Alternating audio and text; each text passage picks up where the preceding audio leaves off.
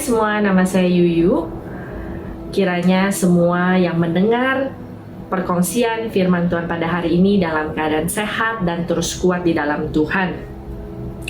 Banyak belakangan ini kita mendengar tentang pesan akhir zaman. Nah, apakah respon Anda ketika Anda mendengar pesan akhir zaman? Apakah Anda takut? Bingung? Acuh tak acuh? Atau Anda mau sungguh-sungguh mengikut Tuhan? Saya harap kiranya kita semua sama memiliki respon yang sama, yaitu kita mau sama-sama sungguh-sungguh mengikut Tuhan. Hari ini saya akan mengongsikan firman Tuhan yang diambil dari 2 Petrus yang saya sudah simpulkan di dalam 3 poin. Yang pertama, bersungguh-sungguh untuk mengenal Allah. Di pasalnya yang pertama, ayat ke-5 sampai ke-8. Bahwa dikatakan di sini, justru itu kamu harus sungguh-sungguh berusaha untuk menambahkan imanmu kebajikan, kepada kebajikan pengetahuan, dan kepada pengetahuan penguasaan diri, kepada penguasaan diri ketekunan, dan kepada ketekunan kesalehan, dan kepada kesalehan kasih akan saudara-saudara, dan kepada kasih akan saudara-saudara kasih akan semua orang. Sebab apabila semuanya itu ada padamu berlimpah-limpah, kamu akan dibuatnya menjadi giat dan berhasil dalam pengenalanmu akan Yesus Kristus Tuhan kita.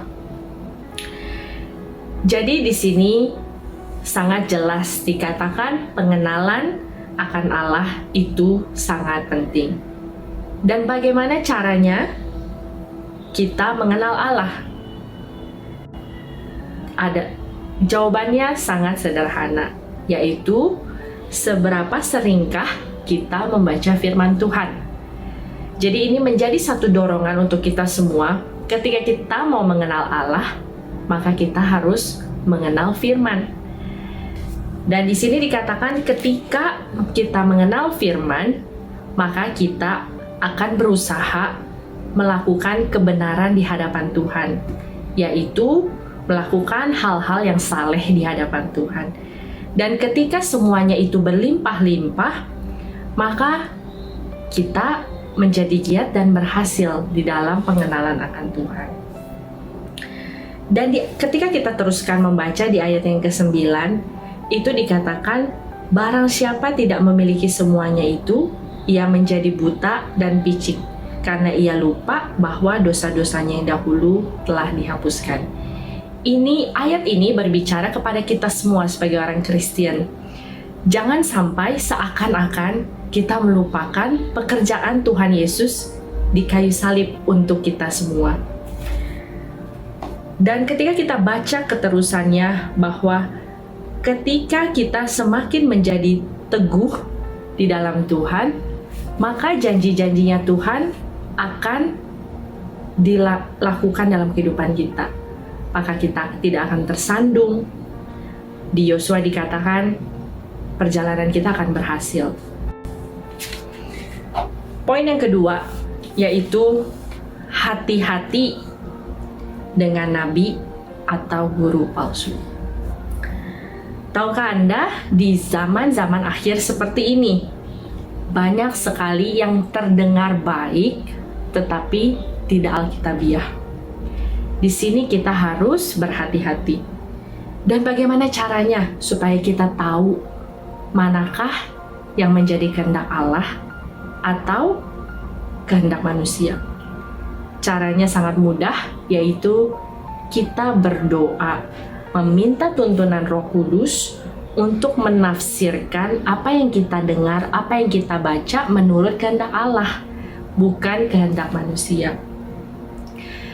Dan jangan sampai di masa-masa terakhir ini malah kita kehilangan kesempatan yang besar untuk mendapatkan mahkota kemuliaan dari Tuhan. Jangan sampai kita tersesat atau kita kehilangan pegangan. Dan di ayat yang ke-9 ini juga dikatakan, Tuhan tahu bagaimana untuk menyelamatkan orang saleh, dan Dia menyimpan orang jahat sampai kepada hari penghakiman. Jadi kita tetap harus berhati-hati akan apa yang kita dengar atau apa yang kita baca. Poin yang ketiga yaitu bersabar dan berusahalah. Nah, ketika kita menantikan Tuhan datang, kita harus bersabar, ya kan? Supaya kita tidak kedapatan bercacat celak di hadapan Tuhan. Dan kita hidup di dalam kebenaran. Kita selalu berusaha hidup di dalam kebenaran, yaitu tidak hidup di dalam dosa. Lakukan hal yang benar di hadapan Tuhan, bukan saja baik, sebab yang baik belum tentu yang benar. Dan dengan sabar berarti kita menggunakan setiap kesempatan yang ada untuk melakukan yang benar di hadapan Tuhan, menjadi berkat bagi orang-orang di sekitar kita.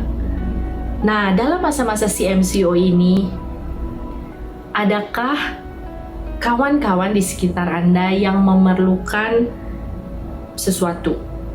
Memerlukan makanan, memerlukan support, memerlukan teman doa atau teman untuk mendengar.